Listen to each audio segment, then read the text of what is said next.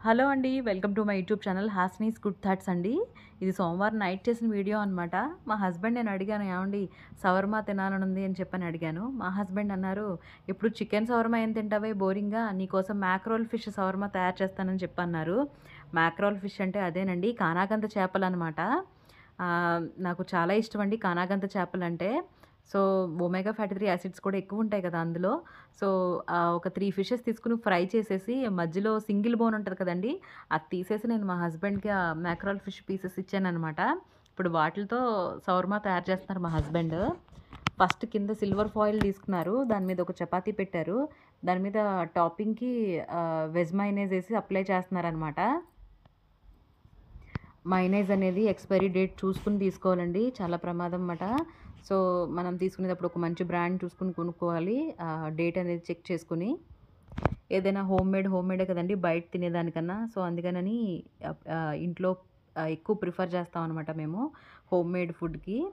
మా హస్బెండ్ కూడా నన్ను ఎంకరేజ్ చేయడానికి ఇలా చేస్తా ఉంటారండి అప్పుడప్పుడు. తర్వాత కొంచెం టొమాటో సాస్ ఏశారు. దాన్ని కూడా అప్లై చేస్తారనమాట.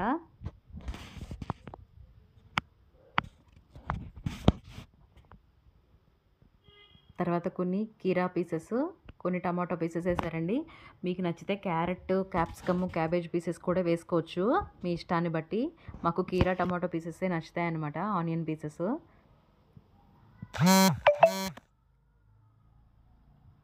కానాగంత ఫిష్ నాకు చాలా ఇష్టం అనమాట అండి. చిన్నప్పుడు మా నానమ్మ ఇదే డ్రై ఫిష్‌లు ఉంటాయి కదండీ!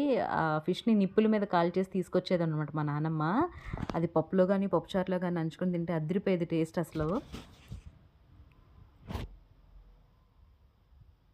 ఒక ఆనియన్ సర్కిల్‌లో కట్ చేసింది పెట్టారు. ఒక టమాటో సర్కిల్‌లో కట్ చేసింది పెట్టారు. తర్వాత మ్యాక్రోల్ ఫిష్ పీసెస్ ఏసారనమాట.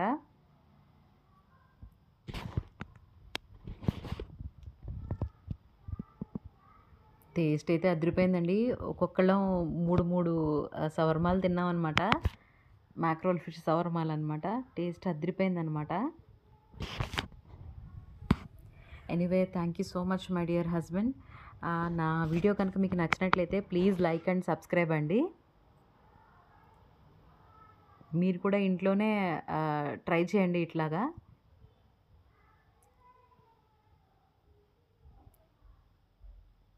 ఫోల్డ్ చేసే విధానం కూడా చేశారు మా హస్బెండ్ నిజంగా.